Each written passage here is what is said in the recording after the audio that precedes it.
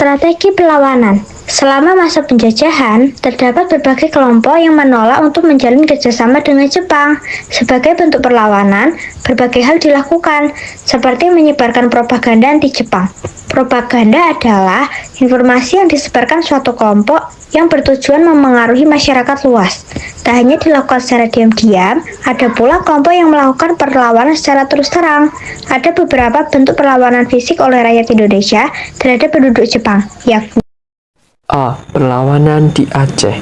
Perlawanan terbuka yang dilatar belakangi oleh alasan agama untuk pertama kalinya terjadi di Aceh.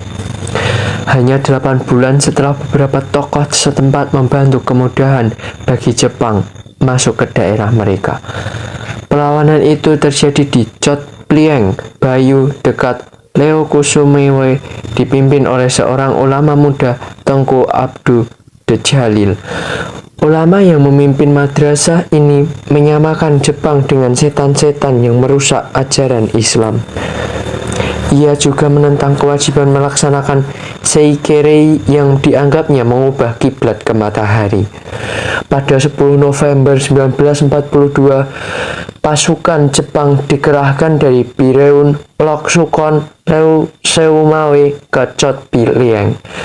Pasukan yang dilengkapi dengan senapan, mesin berat, mortar, dan jenis senjata api lainnya itu dihadapi oleh murid-murid Abdul Jalil yang pada umumnya menggunakan senjata tradisional. Bersama dengan sebagian muridnya, Abdul Jalil menyingkir ke Blang Kampung Tengah. Tempat ini pun diserbu Jepang pada 13 November 1942. Tengku Abdul Jalil dan 19 orang pengikutnya tewas, sedangkan 5 orang lainnya tertangkap. Perlawanan peta di Blitar. Pada 14 Februari 1945, kota Blitar dikejutkan dengan kejadian yang menghebohkan. Sepasukan prajurit peta atau pembela tanah air pimpinan Sudanso Supriyadi, Sudanso Muradi, dan Sudarso Sunanto melakukan perlawanan terhadap militer Jepang. Selain perilaku diskriminasi dari prajurit-prajurit Jepang, pemberontakan tersebut dipicu juga oleh kemarahan para anggota peta terhadap pihak militer Jepang yang kerap membuat penderitaan terhadap rakyat. Kendati gagal, namun tidak dapat dipungkiri jika pemberontakan tersebut sempat membuat penguasa militer Jepang ketar-ketir. Itu terbukti saat mereka melakukan penumpasan. Seluruh kekuatan militer Jepang di Blitar dikerahkan, bahkan juga melibatkan unsur-unsur kavaleri dan infanteri dari wilayah lain. Ketika pemberontakan itu gagal, maka pihak Jepang menghukum sekeras-kerasnya para pelaku. Dari 421 anggota peta Blitar yang terlibat, 78 diantaranya langsung dijatuhi hukuman berat, termasuk Muradi dan Sunanto yang dijatuhi hukuman mati pada 16 April 1945. Supriyadi sendiri hingga kini masih tak jelas rimbanya.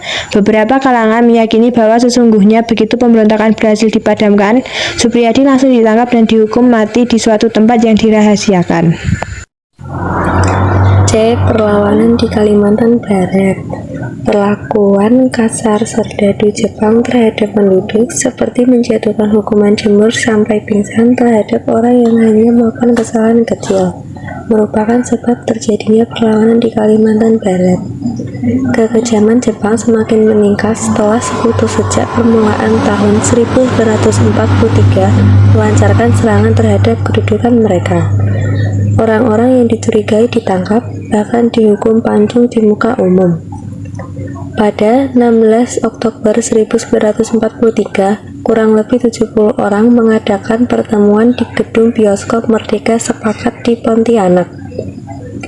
Mereka merencanakan mengadakan perlawanan pada tanggal 8 Desember 1943. Rencana ini diketahui oleh Jepang berkat laporan mata-mata mereka. Seminggu setelah pertemuan di bioskop Merdeka Sepakat itu, Jepang melakukan penangkapan besar-besaran. Mereka yang ditangkap kemudian dibunuh, termasuk Sultan Pontianak, Syarif Muhammad Ibrahim Syafriuddin. Di antara mereka ada yang dipancung. Orang-orang yang dibunuh itu dikuburkan di Mandor, dekat Pontianak. Meski berbagai strategi perlawanan telah diupayakan, namun semuanya berhasil ditepis oleh Jepang. 2. Strategi kerjasama. Strategi bangsa Indonesia dalam menghadapi penjajahan Jepang selanjutnya adalah dengan kerjasama. Strategi kerjasama ini dilakukan oleh kelompok nasionalis. Di antaranya adalah Soekarno dan Hatta. Kebalikan dari sebelumnya, dalam strategi ini, para nasionalis justru menjalin kerjasama dengan pihak Jepang. Dari proses kerjasama itu, mereka membangun jaringan sambil berjuang dalam batas yang memungkinkan. Salah satu tujuan penting strategi kerjasama adalah mengetahui celah untuk mencapai kemerdekaan Indonesia. Kelompok yang menjalin kerjasama itu berhasil jadi pemimpin di berbagai organisasi bentukan Jepang. Awalnya, organisasi itu dibentuk untuk meraih simpati. Namun, tokoh nasionalis justru memanfaatkannya. Berbagai organisasi bentukan Jepang itu berhasil dimanfaatkan untuk menyiapkan kemerdekaan. Dalam menghadapi tirani Jepang selama 3,5 tahun, bangsa Indonesia menerapkan berbagai strategi, mulai dari menggunakan cara-cara halus hingga perlawanan terbuka. Kelompok nasionalis yang telah ada sejak masa pergerakan pun memiliki reaksi dan strategi yang berbeda dalam menghadapi Jepang. Mengklasifikasikan mereka ke dalam 3 kelompok. Pertama, kelompok moderat yang mau bekerja sama dengan Jepang yang kemudian mendirikan organisasi 3A. Kedua, kelompok radikal yang bergerak di bawah tanah, meliputi Partai Komunis Indonesia dan Partai Sosialis Indonesia. Ketiga, kelompok nasionalis yang setelah dikeluarkan dari penjara Belanda mau bekerja sama dengan Jepang, termasuk Soekarno dan Hatta. Pada masa penjajahan Belanda, kedua tokoh ini memilih jalur non-kooperasi atau menolak bekerja sama dengan Belanda. Namun, pada masa penjajahan Jepang, mereka mengambil posisi yang berbeda melalui strategi kerjasama dengan Jepang. Selain Soekarno dan Hatta, tokoh lain yang berjuang melalui jalur kerjasama antara lain Muhammad Yamin, Otto Iskandar Dinata, Mr. Sartono, Ratulangi, Sutarjo. Selain para pemimpin nasionalis, kelompok lain yang juga dirangkul oleh Jepang untuk bekerja sama adalah kelompok Islam. Tahukah kalian mengapa Jepang berusaha mendapatkan dukungan dari kelompok ini? Sebelum menjajah, pihak Jepang sudah mempelajari situasi di Indonesia dan mereka menyadari pentingnya unsur Islam sebagai suatu kekuatan penting dalam masyarakat Indonesia. Oleh karenanya, mereka kemudian diberi sedikit ruang melalui organisasi MIAI atau Majelis Islam A'la Indonesia. Sebagian pemimpin bangsa Indonesia bersedia untuk bekerja sama dikarenakan para pemimpin bangsa Indonesia mengalami posisi yang Sebagian pemimpin bangsa Indonesia bersedia untuk bekerja sama dikarenakan para pemimpin bangsa Indonesia mengalami posisi yang dilematis dalam menghadapi Jepang. Sebagai pemimpin, tentu saja mereka sangat ingin untuk melindungi rakyat dalam perjuangan menuju Indonesia merdeka. Namun, di sisi yang lain, Jepang sangat keras dan kejam dalam menuntut mereka membantu perang Jepang. Dalam situasi yang serba sulit, mereka menerima ajakan Jepang bekerja sama sambil tetap mencari cara untuk mencapai Indonesia merdeka. Kelompok yang bekerja sama dengan Jepang ini kemudian menjadi pemimpin dari berbagai organisasi bentukan Jepang, seperti Gerakan 3A, Putra, dan Jawa Hokokai. Pada awalnya, para tokoh nasionalis akan dimanfaatkan Jepang untuk meraih simpati rakyat. Namun, para pemimpin kita justru mampu memanfaatkan sedikit ruang yang diberikan oleh Jepang melalui ketiga organisasi itu untuk kepentingan bangsa Indonesia sendiri. Sebagai contoh, Soekarno berkesempatan untuk mengunjungi berbagai daerah dan memberikan pidato yang dapat membangkitkan nasionalisme. Meskipun demikian, kelompok yang bekerja sama dengan Jepang juga mendapat kritik dari kelompok yang bergerak di bawah tanah, seperti para pemuda yang dekat dengan Syahrir. Mengapa demikian? Dalam bukunya Haryono 2014 menjelaskan bahwa bagi kelompok pemuda, tindakan Soekarno dan Hatta yang ikut mempropagandakan kepentingan perang Jepang sudah terlalu jauh dalam membela Jepang dan mengorbankan rakyat. Meskipun demikian, sebenarnya Soekarno maupun Hatta berada dalam posisi yang serba sulit. Para pemuda tidak banyak tahu bahwa sebenarnya kedua tokoh ini tidak hanya berusaha melindungi rakyat sebisa mereka, tetapi juga berusaha membujuk Jepang agar tidak bersikap terlalu keras kepada kelompok yang tidak mau bekerja sama. 3. Pembentukan BPUPKI. Sebagai informasi, Jepang terlibat dalam Perang Asia Timur Raya yang berlangsung pada 1941 sampai 1945. Karena keadaan yang mungkin mendesak, Jepang membutuhkan banyak dukungan dari Indonesia. Agar Indonesia memberi bantuan dan mendukung Jepang, maka Jepang memberi janji kemerdekaan. Untuk itu, Jepang membentuk Badan Penyelidik Usaha-Usaha Persiapan Kemerdekaan Indonesia atau BPUPKI. Lewat BPUPKI, sekelompok masyarakat merumuskan dasar negara serta konstitusi negara Indonesia.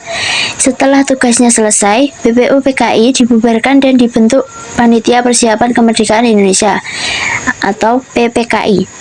Dalam perkembangannya, Jepang semakin terdesak dalam Perang Asia Timur Raya.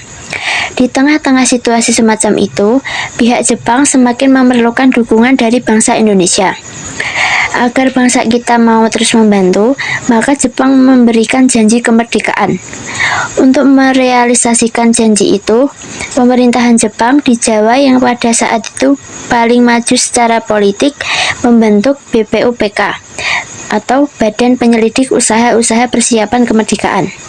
Meskipun berkedudukan di Jawa, anggota BPUPK terdiri atas berbagai golongan dan berasal dari berbagai daerah. Di antaranya mereka ada yang berasal dari golongan nasionalis, golongan agama, peranakan Arab, peranakan Tionghoa, Indo-aristokrat, jurnalis, dan sebagainya. Selain itu, ada 2 orang tokoh perempuan yang menjadi anggota BPUPK, yaitu Siti Sukaptinah yang merupakan tokoh Fujinkai dan Maria Ulfah yang merupakan tokoh pergerakan perempuan sejak masa kolonial. Ada juga 6 orang dari bahasa Jepang yang bertindak sebagai anggota pasif dari BPUPK. Keberadaan BPUPK ini sangat besar artinya bagi perkembangan sejarah Indonesia nantinya. Peran utama BPUPK adalah merumuskan dasar negara dan konstitusi negara. Sidang pertama BPUPK pada 29 Mei sampai dengan 1 Juni 1945 membahas mengenai dasar negara. Dalam sidang tersebut ada 4 orang tokoh yang menyampaikan usulan tentang dasar negara, yaitu Muhammad Yamin, Ki Bagus Hadikusumo, Supomo, dan Soekarno. Pada hari terakhir dari sidang itulah, Soekarno menyampaikan gagasannya tentang dasar negara yang ia namakan Pancasila. Oleh karenanya, setiap tanggal 1 Juni kita memperingati hari lahirnya Pancasila.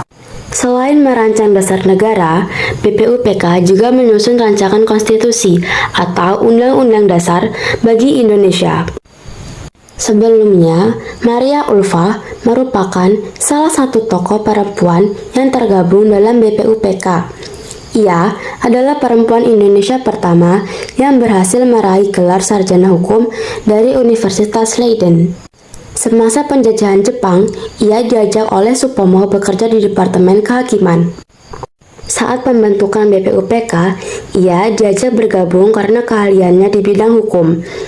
Salah satu kontribusi penting dari Maria Ulfah adalah usulannya mengenai persamaan hak antara perempuan dan laki-laki dalam negara Indonesia yang merdeka. Atas kegigihannya dalam memperjuangkan usulannya, maka dalam pasal 27 Undang-Undang Dasar 1945 disebutkan mengenai persamaan kedudukan warga negara dalam hukum dan pemerintahan. Tokoh perempuan lain yang menjadi anggota BPUPK adalah Siti Sukaptinah. Ia adalah tokoh yang dikenal gigih memperjuangkan hak-hak perempuan Indonesia sejak masa kolonial.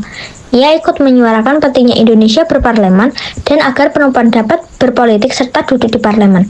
Jika dalam BPUPK, Maria Ulfah tergabung di panitia pertama yang membahas UUD.